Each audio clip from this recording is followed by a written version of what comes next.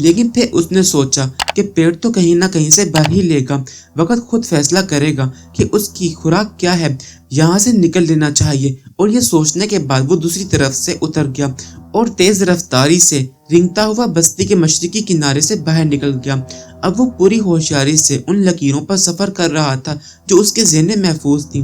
जो जा चुका था, दिल उस पर खून के आंसू रोता था। उसे बड़ी शक्ति, बड़ा ज्ञान हासिल था। लालच और हवस ने आज ये दिन दिखा दिया था कि इंसान से कीड़ा बन गया था, बेबस और लाचार। अपने बारे में उसे अंदाजा था कि उसके अंदर कोई कुव्वत, कोई शक्ति नहीं है, कोई भी उसे आसानी से नुकसान पहुंचा सकता है।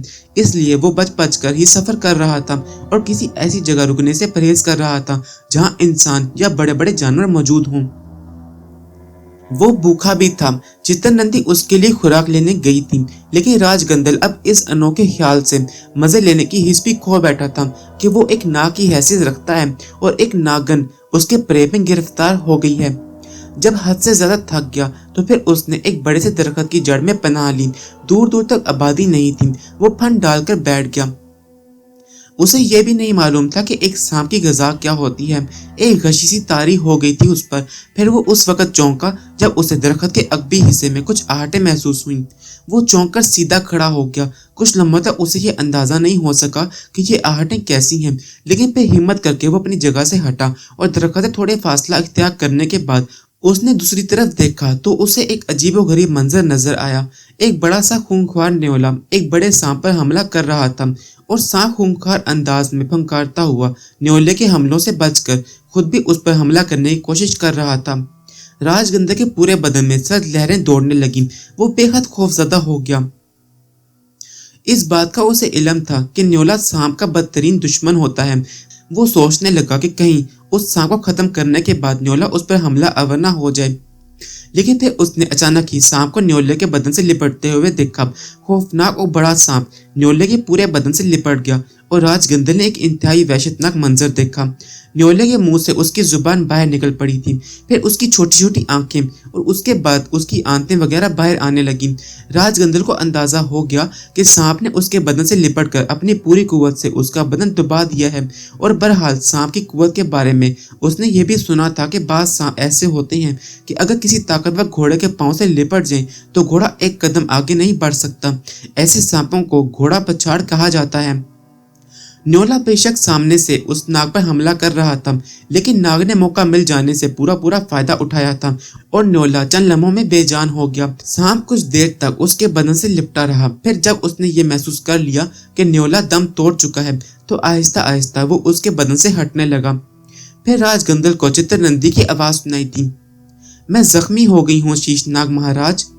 एक बार फिर राजगंधर के ज़हन को झटका लगा था। वो पहचान नहीं सका था कि ये चित्तरनंदी है, मगर ये यहाँ कहाँ से आ गई। चित्तरनंदी फिर बोली, तुम्हारे लिए भोजन लेने गई थी, लेकर वहां पहुंची तो तुम जा चुके थे। बस मैं तुम्हारी खुशबू सूंघती हुई तुम्हारे पीछे चल पड़ी और तुम्हें यहाँ पाया। तुम सो गए थे और ये पापी दुश्मन तुम्हारी जान का दुश्मन बना हुआ था और इसी ताक में था कि कब उसे मौका मिले। जैसे ही तुम्हारी तरफ बढ़ा मैंने इस पर हमला कर दिया। ये मर गया महाराज, मगर थोड़ी सी जख्मी मैं भी हो गई हूँ। तुम चल क्यों पड़े थे? राजगंधर का दिल चाह रहा था कि अपना सर पीट ले, लेकिन हाथ ही नहीं थे कि सर तक पहुंच सकते। चित्तरनंदी ने एक तरफ इशारा करते हुए कहा, तुम्हारा भोजन वो एक तरफ रखा हुआ है, भूखे हो खाना खा लो। राजगंधर रेंगता हुआ उस तरफ बढ़ गया जिधर चित्तरनंदी ने इशारा किया था। बहुत देर के बाद शिकम सीरी हुई थी और ये भी पता चल गया था कि नागों की ग़िज़ा क्या होती है। बहरहाल चित्तरनंदी ने उस वक्त तो एहसान ही किया था उस पर, बल्कि दोहरा एहसान किया था। अगर वो सो रहा होता, न्योला यकीनन दांतों से उसका फन काट कर फेंक देता और इस तरह उसकी मौत वाक़या हो जाती। उसे खुद पर हंसी आने लगी थी। कितना आसान हो गया है मरना इसके लिए, जबकि इससे पहले उसका कोई दुश्मन उसे नुकसान नहीं पहुंचा सकता था। फिर उसने दिल ही दिल में कहा कि ऐसे किए का इलाज कहाँ होता है भला। अलबत्ता ये चित्तरनंदी का मैं क्या करूं। चित्तरनंदी ने मोहब्बत भरे लहजे में कहा, अब तुम्हें गहरी नींद आ रही होगी महाराज। इतना लंबा सफर तय कर चुके हो और इतना लंबा सफर तय करने के बाद जब कुछ खाया जाता है तो सबसे पहली चीज नींद ही होती है जो पीछा घेरती है। तुम सो जाओ और चिंता मत करो, मैं तुम्हारी हिफाजत कर रही हूँ। क्या मैं दरख्त के ऊपर चला जाऊं? बिल्कुल चिंता मत करो, मैं जो हूँ यहीं आराम से सो जाओ, कोई बड़ी गड़बड़ हुई तो तुम्हें जगा दूंगी। राजगंदल ने उस मौके से फायदा उठाया और आराम करने लेट गया। उस वक्त रात हो चुकी थी। जब उसकी आंख खुली, चित्तरनंदी उसे थोड़े फासले पर नजर आई और वो अपनी जगह से उठ गया। चित्तरनंदी के बदन में कोई जुम्बिश नहीं हुई थी। राजगंदल एक लम्हे के लिए रुका। उसका ख्याल था कि कहीं चित्तरनंदी जख्मी होने की वजह से मर न गई हो। एक लम्हे के लिए उसका दिल चाहा कि उसे करीब से देखे, लेकिन फिर उसने सोचा कि अगर वो जिंदा हुई तो दोबारा उसका पीछा करेगी। उस वक्त वो अपने आप को बहुत चाको चौबंद महसूस कर रहा था। चुनाचे बड़ी एहतियात के साथ वो बरक रफ्तारी से रेंगता हुआ आगे बढ़ गया और काफी दूर जाने के बाद उसने चित्तरनंदी की तरफ देखा, लेकिन अब वो जगह ही नजर नहीं आ रही थी जहाँ वो चित्तरनंदी को छोड़कर आया था।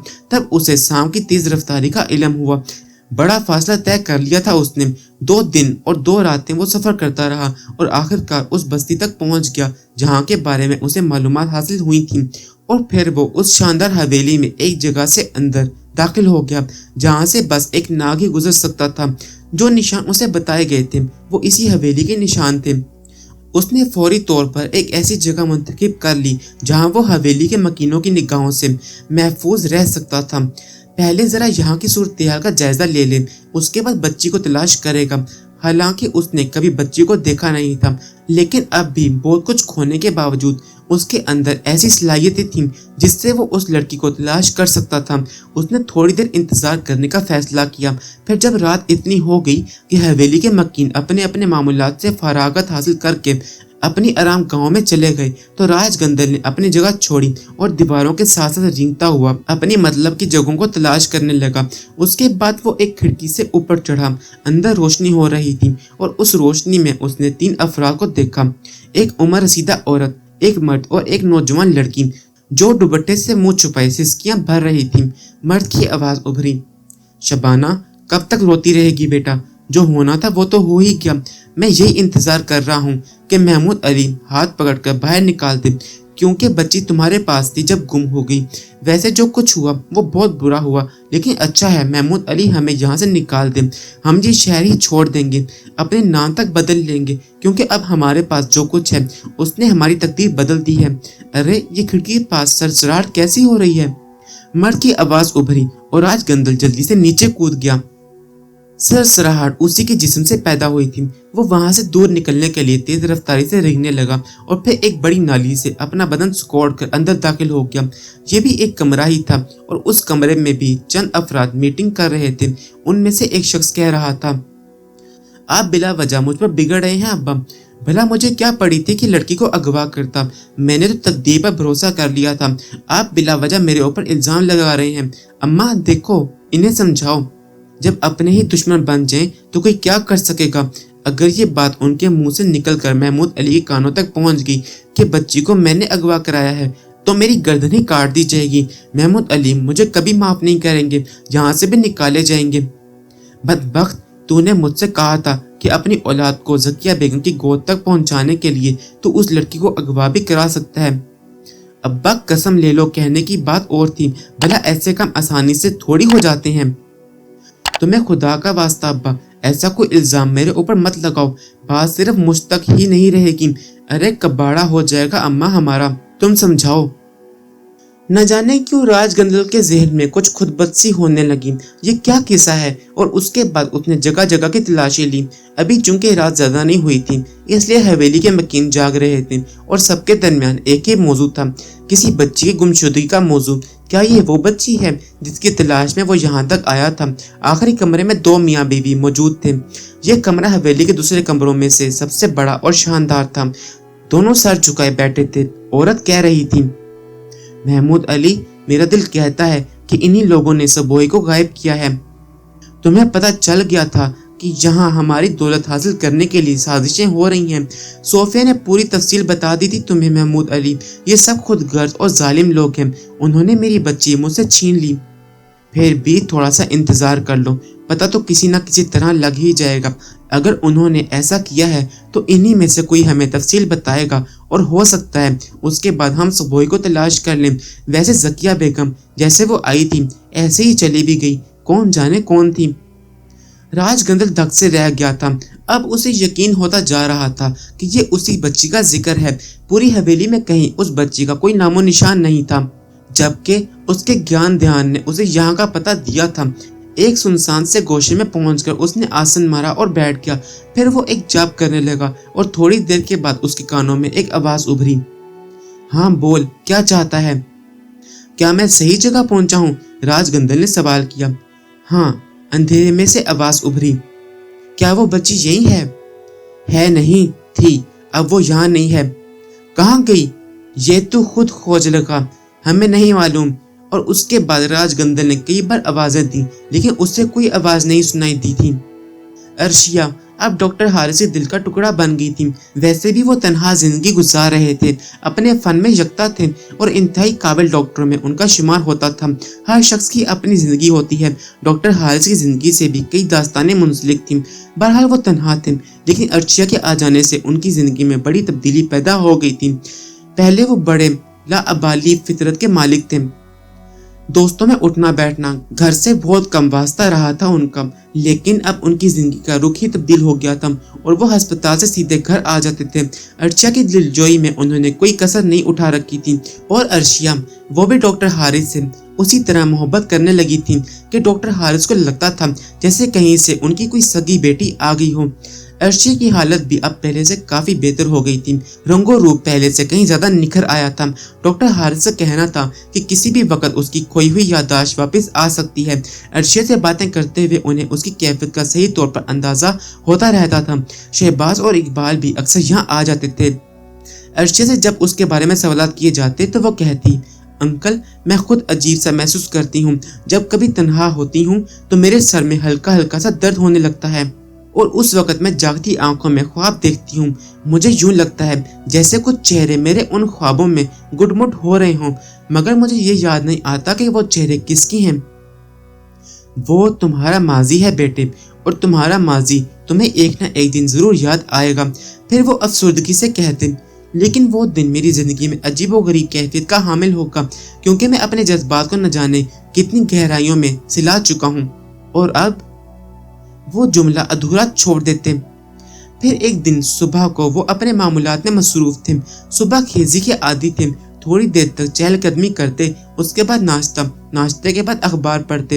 ان تمام کاموں میں اب عرشیہ ان کے ساتھ ہوا کرتی، جبکہ اس سے پہلے یہ سارے کام تنہائی میں سر انجام دیے جاتے تھے۔ اس دن بھی معمولات سے فراغت حاصل کرنے کے بعد وہ اخبار پڑھنے لگے۔ اخبار کا پہلا صفحہ کھولا اور اس پر سرسری نظر دوڑاتے ہوئے نیچے کی سمت پہنچے۔ بائیں جانب کے کونے میں ایک تصویر چھپی ہوئی تھی اور یہ تصویر، ان کا سارا وجود بھگ سے اڑ گیا۔ وہ تصویر عرشیہ کی تصویر تھی۔ ڈاکٹر حارث کی آنکھیں دھندلا گئیں، ذہن کو شدید جھٹکا لگا تھا، آنکھوں میں پانی اتر آیا تھا۔ ایک لمحے تک وہ عرشیہ کی تصویر کو گھورتے رہے اور پھر وہ تصویر ان کی آنکھوں میں دھندلانے لگی اور انہوں نے آنکھیں بند کر لی۔ بے اختیار دل میں ایک آرزو ابھری تھی، خداوند عالم یہ صرف نظر کا وہم ہو، حقیقت نہ ہو۔ سچائی اور خوش دلی کے ساتھ تو انہوں نے یہی سوچا تھا کہ اگر عرشیہ کا خاندان اسے واپس مل گیا تو وہ اسے ان کے حوالے کرنے پر مجبور ہوں گے۔ حالانکہ عرشیہ کے ساتھ جو کہانی وابستہ تھی وہ ناقابل فہم اور ناقابل یقین تھی۔ اکثر کبھی کبھی وہ شہباز اور اقبال کو طلب کر لیا کرتے تھے، یہی دونوں عرشیہ کی حقیقت کے رازدار تھے۔ گھنٹوں وہ اس سلسلے میں بحث کیا کرتے تھے اور پوچھتے تھے، مجھے بتاؤ آخر یہ کیا قصہ ہو سکتا ہے؟ ایک لڑکی کو زندہ قبر میں دفن کر دیا گیا، وہاں اس نے ایک بچی کو جنم دیا اور خود بھی زندہ رہی، یوں سمجھ لو اس طرح تو طب کی تاریخ ہی بدل گئی۔ ہم اس ولادت اور اس لڑکی کی زندگی کو نہ تو سائنس کا کارنامہ کہہ سکتے ہیں، کیونکہ سائنس کی دنیا میں اس طرح کی کسی ولادت یا زندگی کا حوالہ موجود نہیں۔ اے کاش اس کے ذہن میں تحریک پیدا ہو جائے اور یہ ہمیں خود ہی اپنے بارے میں کچھ بتا سکے، مگر یہ بھولی ہوئی ہے۔ وہ ایک بات اور بھی کہتے تھے ان لوگوں سے کہ اگر کبھی اس کے لواحقین اسے تلاش کرتے ہوئے پہنچ گئے تو پھر کیا کرنا ہوگا؟ شہباز اور اقبال جواب دیتے کہ سر اگر ایسا بھی ہو جائے تو تحقیق کے بغیر ہم اس خاتون کو کسی انجان شخص کے حوالے نہیں کر سکتے۔ اور اب انہوں نے یہ تصویر دیکھی تھی۔ عرشیہ تھوڑے فاصلے پر ہی بیٹھی ہوئی تھی اور کسی سوچ میں گم تھی۔ وہ خاموشی سے گردن جھکائے نہ جانے کیسے کیسے خیالوں میں ڈوبی رہتی تھی، اور جب اسے اس کا خیال دلایا جاتا تو وہ سادگی سے مسکراتی اور کہتی، آپ یقین کیجئے اگر کبھی میرے ذہن میں کوئی خیال جاگا तो सबसे पहले मैं आपको उसके बारे में बताऊंगी। डॉक्टर हारिस आंखों का पानी पूंछकर तस्वीर का मुवाजना अर्शिया से करने लगे। दोनों के नकूश यकसां थे। फिर उन्होंने तस्वीर के साथ दर्जशुदा मजमून को पढ़ा। कुछ अरसे पहले ये खातून अचानक अपने घर से गायब हो गई हैं। हम उनकी तलाश में हैं। अगर किसी को ये खातून नजर आए या किसी को इनके बारे में कुछ मालूमात हासिल हों तो बराए करम मंदरजा झैल पर इतला दीजिए। इतला देने वाले को 5 लाख रुपए पेश किए जाएंगे। पता उसी शहर के एक इलाके का था। डॉक्टर हारिस ने 1-2 बार उस पते को पढ़ा और उसके बाद अखबार लपेटकर एक तरफ रख दिया। वो अर्शिया को उसके बारे में नहीं बताना चाहते थे। कुछ देर सोचते रहे, फिर उन्होंने शहबाज के मोबाइल पर फोन किया। थोड़ी देर के बाद शहबाज की आवाज सुनाई दी। जी सर, शहबाज बोल रहा हूँ। शहबाज, तुम्हारी ड्यूटी रात को है ना, सो रहे थे क्या? नहीं सर। तो फिर ऐसा करो, मुझे कहीं मिल जाओ। मैं इस वक्त घर पर हूँ, लेकिन घर मुलाकात नहीं करना चाहता। कुछ ऐसी ही जरूरी बातें करनी है। सर, जैसा आप हुक्म दें। अच्छा, ऐसा करो, अस्पताल पहुंच जाओ तुम दोनों। कैंटीन में मुलाकात करते हैं। वो हमारे लिए सबसे महफूज जगह है। 1 घंटे के अंदर। ठीक है सर। अस्पताल की कैंटीन में जब डॉक्टर हारिस पहुंचे तो इकबाल और शहबाज उनके मुंतजिर थे। डॉक्टर हारिस ने अखबार अपने साथ ले लिया था। एक मेज पर बैठकर चाय वगैरह तलब की गई और डॉक्टर हारिस ने कहा, तुम लोगों से मेरा चूंकि खसूसी राब्ता है, इसलिए अपनी जाती मामलात में भी तुम्हें तलब कर लिया करता हूँ और ये हमारी खुशबख्ती है सर। इकबाल ने कहा।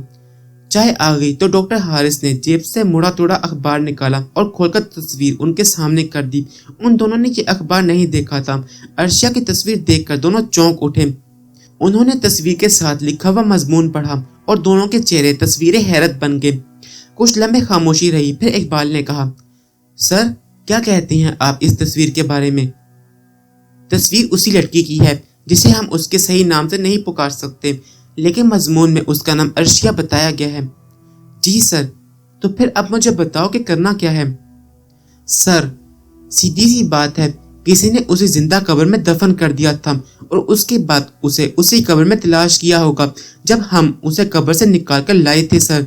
इन तमाम वाकयात पर गौर किया जाए तो हमें नजर आता है कि कुछ लोग उसे जनाजे की शक्ल में कब्रिस्तान में लाए और कब्र में दफन कर दिया।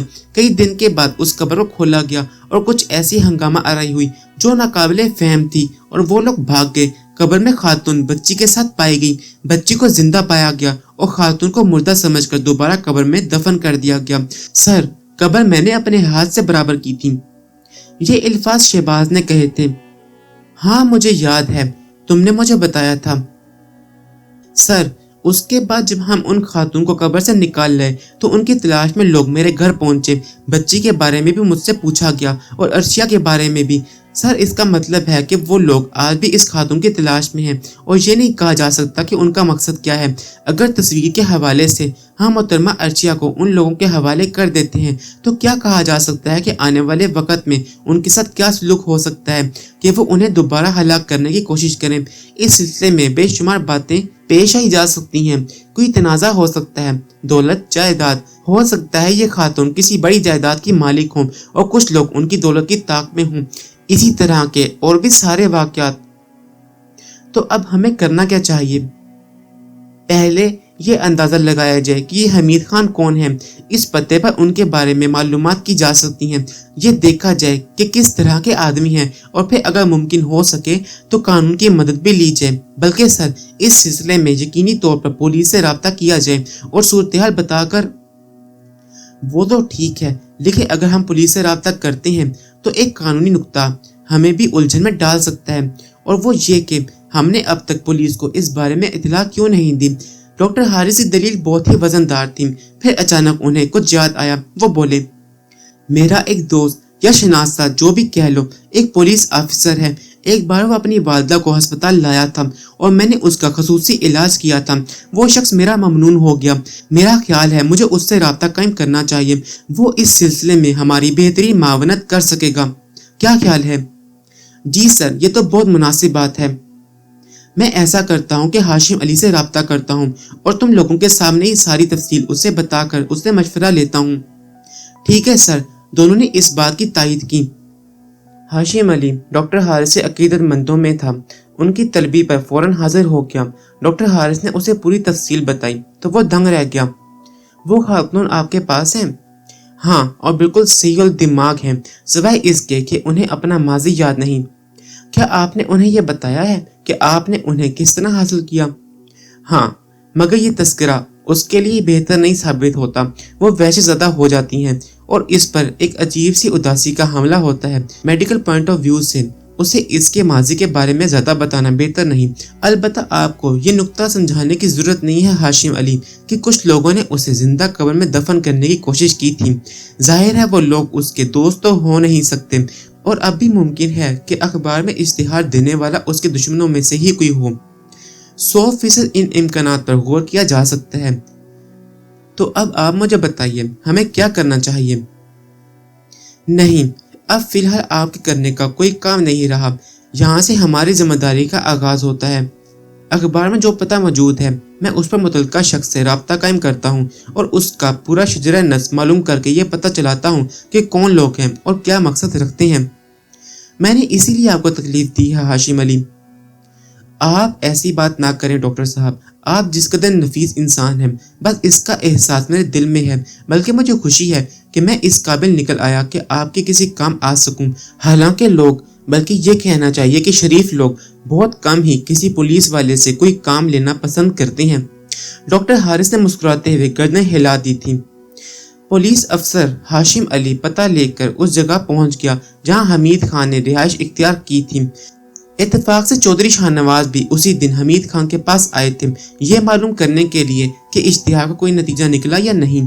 حمید خان نے بتایا تھا کہ ابھی تک نہیں، لیکن اسی وقت ہاشم علی کی آمد کی اطلاع ملی۔ حمید خان کے ساتھ چودھری شاہ نواز نے بھی اس باوردی افسر کا استقبال کیا اور اسے عزت و احترام سے بٹھایا۔ میں آپ سے اس تصویر کے بارے میں معلوم کرنا چاہتا تھا، آپ میں سے حمید خان کون ہے؟ حمید خان نے گردن خم کر کے کہا، حمید خان میرا نام ہے، یہ میرے مالک چودھری شاہ نواز ہیں، ان کی ہدایت پر یہ اشتہار میں نے اخبار میں دیا تھا۔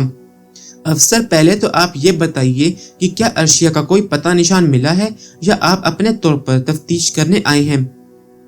آپ کیا کرتے ہیں جناب؟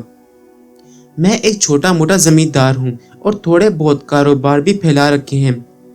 آپ براہ کرم صرف یہ بتا دیجئے کہ آپ تفتیش پر آئے ہیں یا کہیں سے آپ کو عرشیہ کے بارے میں کچھ معلومات حاصل ہوئی ہیں۔ میں آپ کے اس سوال کا جواب بھی دے دوں گا شاہ نواز صاحب، آپ ذرا مجھے ان خاتون کے بارے میں کچھ بتائیے۔ یہ میری بیوی ہے۔ آپ جانتے ہیں کہ چودھری کے بہت دشمن ہوا کرتے ہیں۔ میرے ایک دشمن نے جادو ٹونوں کا سہارا لے کر عرشیہ کا ذہنی توازن خراب کر دیا اور وہ گم ہو گئی۔ ان کی تلاش میں سارے جتن کرنے کے بعد میں نے اخبار میں یہ اشتہار دیا۔ چودھری شاہ نواز ساری تفصیلات گول کر گیا۔ شاہینہ کے بارے میں کچھ بتانا شاہینہ کو ان معاملات میں ملوث کرنے کے مترادف تھا۔ اس نے شاہینہ کو اس لیے معاف کر دیا تھا کہ وہ اپنی محبت میں دیوانی ہو کر اس عمل کی مرتکب ہوئی تھی۔ پولیس افسر ہاشم علی نے تمام تفصیلات سننے کے بعد کہا، اور وہ لوگ آپ کی نگاہوں میں ہیں جنہوں نے یہ عمل کیا؟ نہیں، یہی تو افسوس کی بات ہے۔ اگر وہ لوگ مجھے مل جاتے تو میں خود ہی ان سے نپٹ لیتا۔ ٹھیک ہے، بہرحال آپ کو یہ ضمانت دینا ہوگی کہ اس خاتون کے حصول کے بعد آپ ان کے تحفظ کو یقینی بنائیں گے۔ اگر اس خاتون کو کوئی نقصان پہنچا تو اس کے ذمہ دار آپ قرار دیے جائیں گے۔ شاید آپ کو اس بات کا علم نہیں کہ انہیں قبر میں زندہ دفن کر دیا گیا تھا۔ چودھری شاہ نواز بری طرح اچھل پڑا۔ اس نے بے اختیار کہا، کیا عرشیہ آپ کی تحویل میں ہے؟